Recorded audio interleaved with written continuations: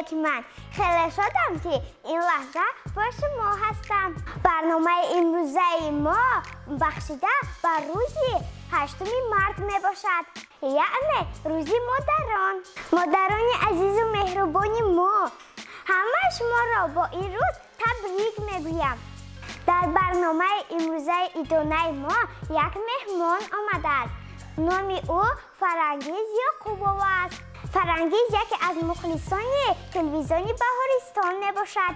او خیلی هوس کرده است که در برنامه ما اشتراک کند و ما به او این فرصت را دادیم. در برنامه امروزمان فرنگیز را دعوت کردیم. فرنگیز خوش آمدی. رحمت رمیسا، یکی از آرزوهای من عملی گشت. خیلی شدم که در برنامه شما اشتراک کرده ایستادم. برای دعوتتان تشکر. خوب فرنگیز، با برنامه ما با کدام دست آویز آمده ای؟ من امروز یک خورش زیبا را آماده میکنم و به مادران تقدیم میکنم. بیایید دوستان ببینیم کنی فرنگیز با ما چی آماده میکند. آیا با معجزه مانند میشود یا نه؟ اکنون تو بگو با ما چی لازم میشود؟ خوب رمیسا، برای خورش امروزه ما لازم میشود تخم آبپز شده، گوشت مرغ آبپز شده، دانه های جوگاری مکه، پنیر، برنج آبپز شده، شیبیر، مایونز و قنداق های مخصوص آماده شده. خب ما با محصولات ها آشنا شدیم. اکنون از چی شروع میکنیم؟ رمیسا، برای ما انا همین گونه تقسیمچه لازم می شود. باز 2 استکان برای آرایش لازم می شود. خوب کنی ببینیم چطور آماده می شود. خیلی عجیب می نماید. آغاز میکنیم. بله، مرحمت. یک تاش را از طرف پایان میگذاریم، یک تاش را از طرف بالا. یک تاش را به طرز چپه میمانیم. برای چی چپه؟ این سیر است، حالا میفهمید. خوب فرنگیز، آغاز میکنیم. یکم از محصولات ها چی را میگذاریم؟ اول به ما لازم میشود گوشت مرغ. گوشت مرغ را به تقسیمچه میگذاریم. فرنگیز، من به تو یاری دهم؟ البته. به من یاری لازم آید.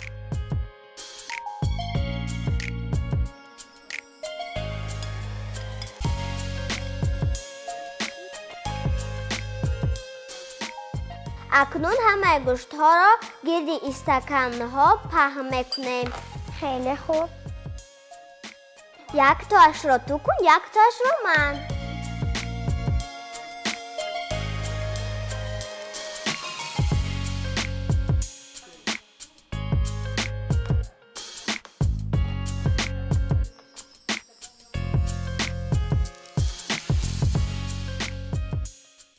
رمیسا، با همین طرز همه خورش ها را قبط میگذاریم. خیلی خوب.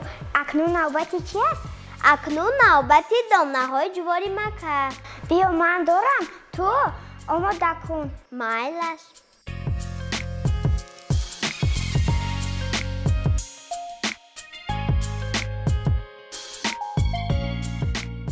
انا همین طرز تقسیم کردن در کار است.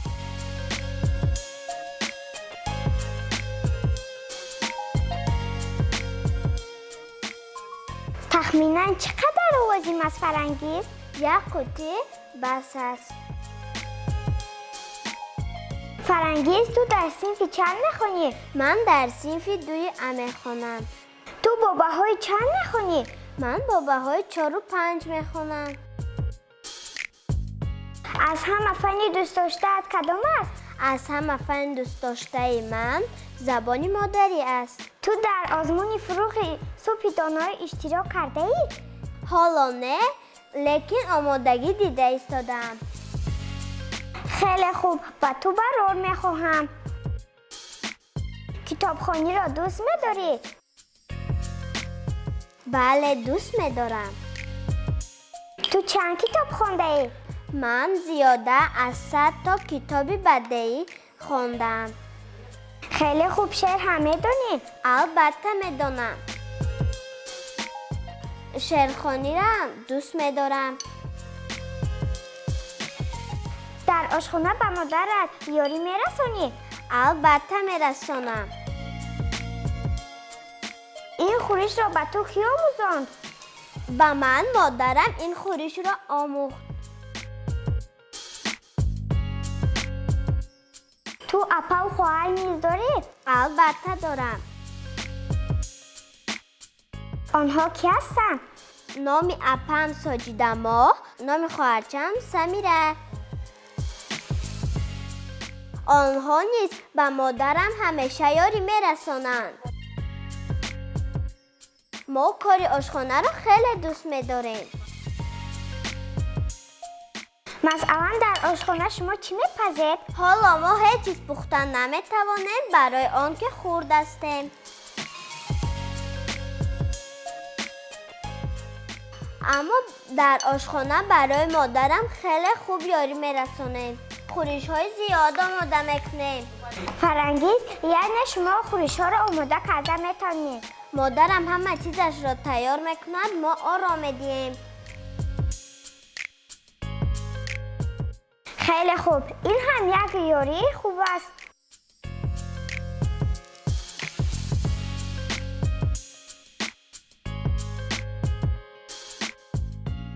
انا دویم عمل ما اجرا شد. اکنون به خورشمون چی اضافه میکنیم؟ مایونز، مرحمت، رحمت.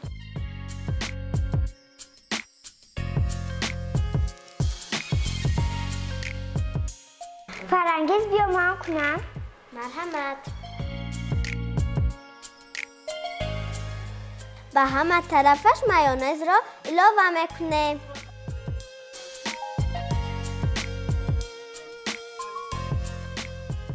فرنگیز، اکنون تو به قاشق درست کن. مایلش.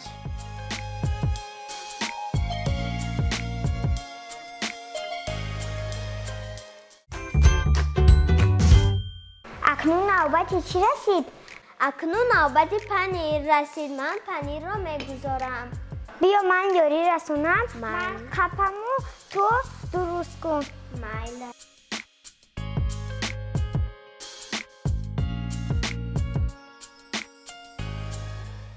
انا همین طرف پنیر را میگذاریم.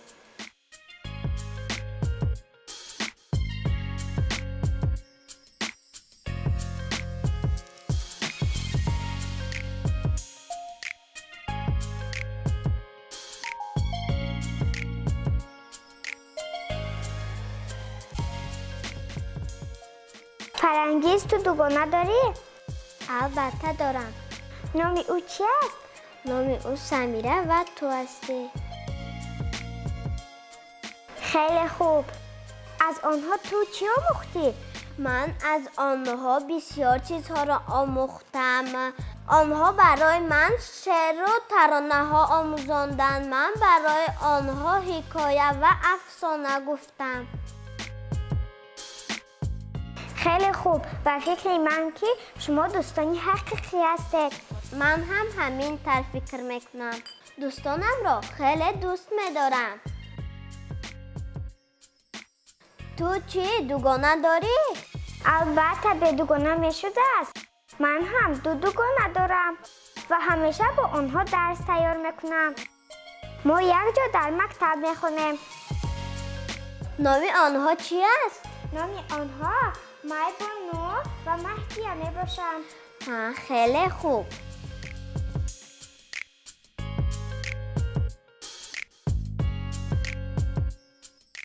رومیسا و فکرم که کفایه است.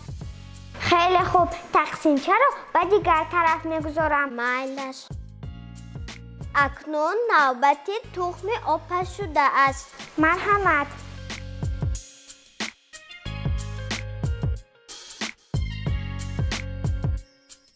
من هم یاری رسونم. مایلش. مرحمت.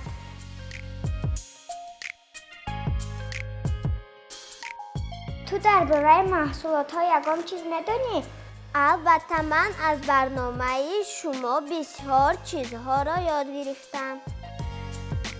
مثلا چی را میدونی؟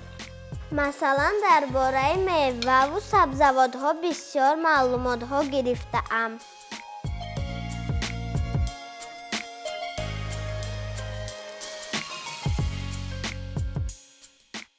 اکنون من فهمیدم که میوه و سبزیجات برای ما فایده داشته است. بله، درست میگویی فرانگیز. خیلی فایده زیاد میرساند. بنابراین میوه و سبزیجات را بسیارتر استعمال بکن. من کوشش میکنم.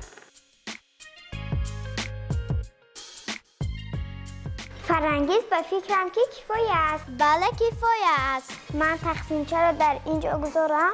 مایل.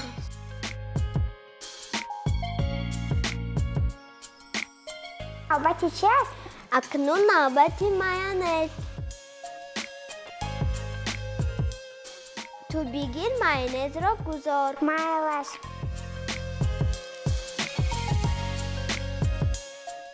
با مثل پیشترک کم کم میریزیم. خوب شده است.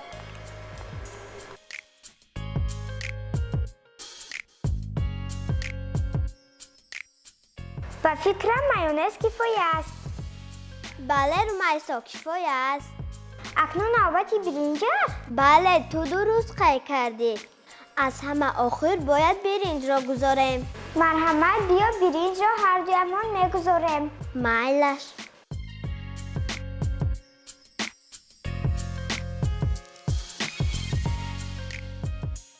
آهسته آهسته برنج را نازکانه میریزیم که به هر طرف پاش نخورد.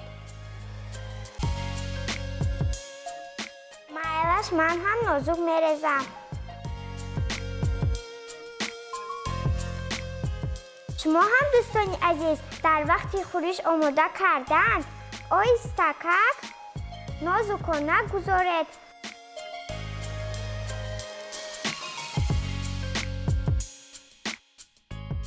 با آن همین طرز. رمیسا با همین طرز همه جای خورشمان را هموار میکنیم. خیلی خوب. من هم هموار کردم طرف خودم را. فرانگیز کفایه است؟ بله کفایه است. اکنون نوبت شیبید رسید. مرحمت کنی چطور میگذاری؟ گذاشتن آن خیلی آسان است. از دو طرف تقسیمچه میگذاریم. فرانگیز من به تو یاری دهم؟ البته.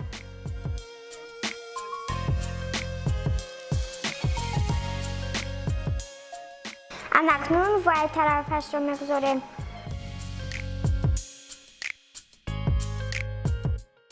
فرانگیز من یک چیز رو نفهمیدم. استکان ها در همین جا میستن؟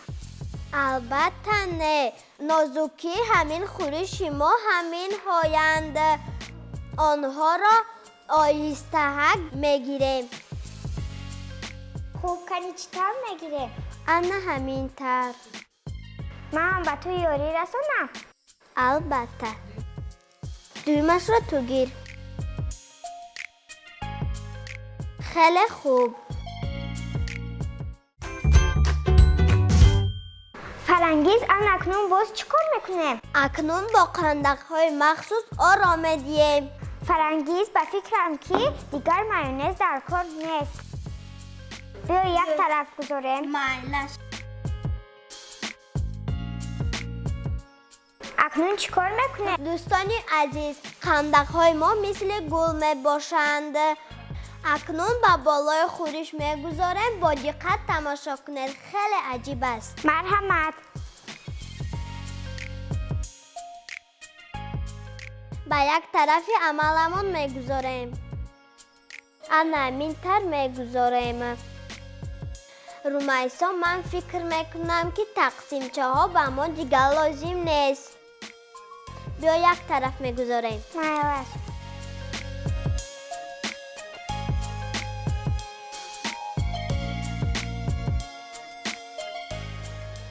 اکنون با دیگر گلها آرام دیم. خیلی خوب. خیلی عجیب می نماید.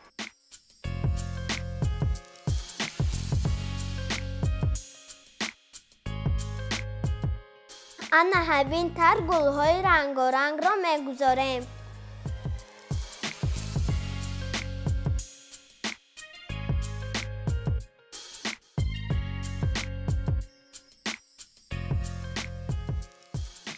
وای چه خیلی زیبا شده ایستاده است. دوستان نگاه کنید چه خیلی زیبا می نماید. دوستان با فکرم که چند عمل دیگر هست چی؟ نه کم کاری دیگر امان مانده است. اکنون برگرد ها را میگذاریم. عمل آخرمان است. چه خیلی زیباست. دوستان کمتر صبر کنید، من به شما حاضر نشان میدهم. فرانگیز اکنون عمل ما اجرا شد. البته همسالان عزیز انا معجزه ما تیار شد. مرحمت رو میسا به آنها نشانده. انا دوستان عزیز ببینید تحفه ما با مادران آماده شد. فرانگیز با ما این خورش زیبا را تیار کرده داد.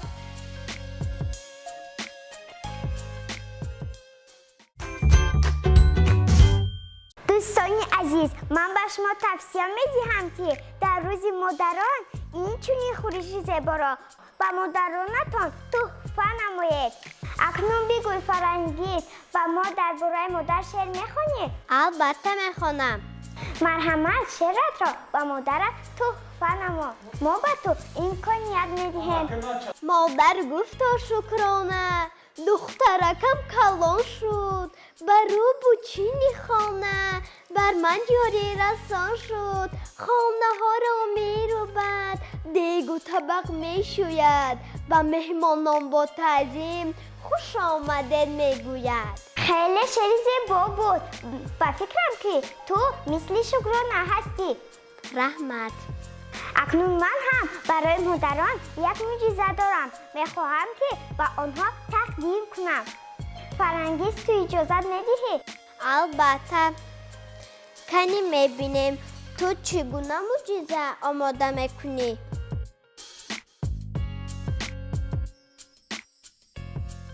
انا چیزهای لازمه من. خوب خورشی تو را یک طرف میگذارم. محصولات ها را من معرفی میکنم. برای من لازم می شود کرمی مخصوص آماده شده، مغز کلچه و استکان های یک کرته. خب از چی شروع میکنی؟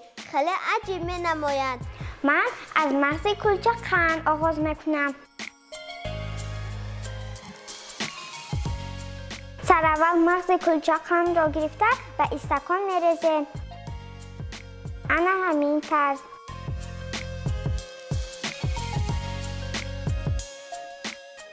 از روی خواهش چند قیمه خواهد مغز گذارید. دوستان تماشا کنید، خیلی بامزه و عجیب است.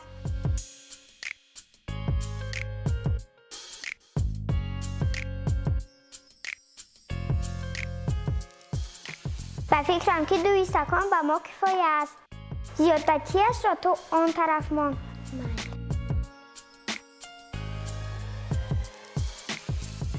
خوب کرمی مخصوصی آماده شده را به داخل آن میریزیم. شما میتوانید از شیر قیام شده استفاده برید.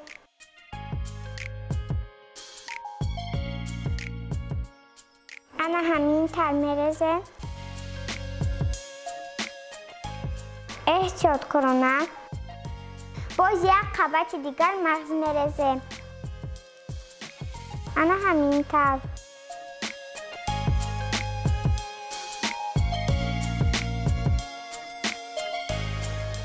معجزه من به مثل یک ماست می شود. آن را در همه فصل استفاده بردن ممکن است. استعمالش خیلی خوشخور است. کرم های ماندگی را باز از بالایش می ریزیم.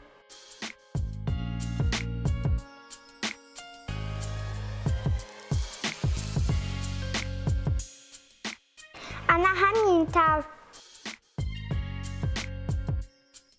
اکنون خندق های مخصوص میگذاریم.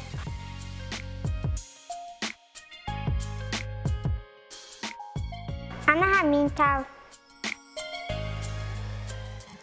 اکنون گل میگذارم.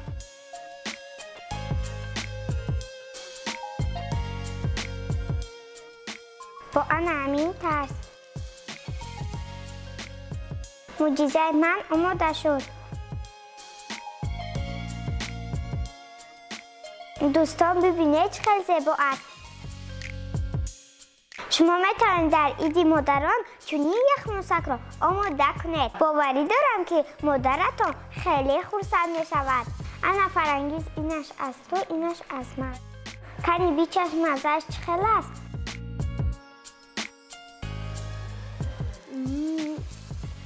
خیلی بامزه.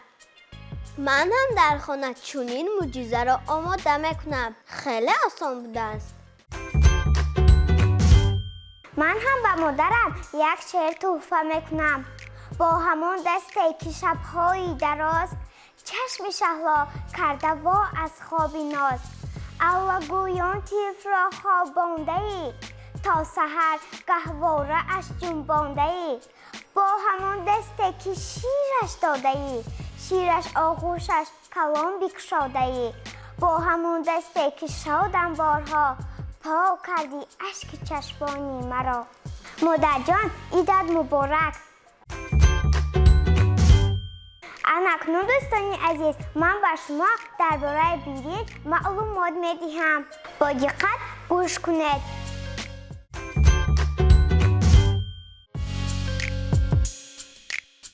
برنج یکی از محصولات مهم غذایی بوده.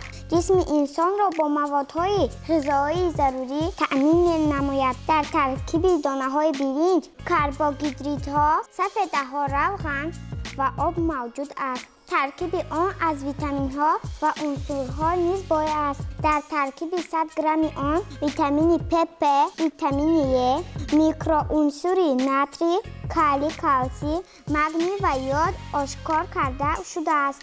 وابسته به ماهیت خوبی غذایی خود، برنج نه تنها محصولاتی به بهای غذایی بلکه غذای پرقیمت پرهیزی نیز به حساب می رود. غذای با شیر تیار کرده شده آن را برای بیماری‌های عضوهای هاضمه، کم قوتی و برای کودکان و آدمان سالخورده استفاده میبرند. استعمال برنج به کودکان قوه دهچند بخشیده استخوان و موشک‌های بدن آنها را مستحکم می‌نماید. در روی دسترخوان تاجیکان غذای از برنج آماده شده جای نمایان را اشغال می‌کند. از جمله آش پلو شای همه طعم‌ها به حساب می‌رود. و فکرم که معلومات ها را خوب گوش کردید. با خودتان یک جهان معنی گرفتید. وقتی برنامه ما به انجام رسید. مادران عزیز باری دیگر عیدتان مبارک باشد.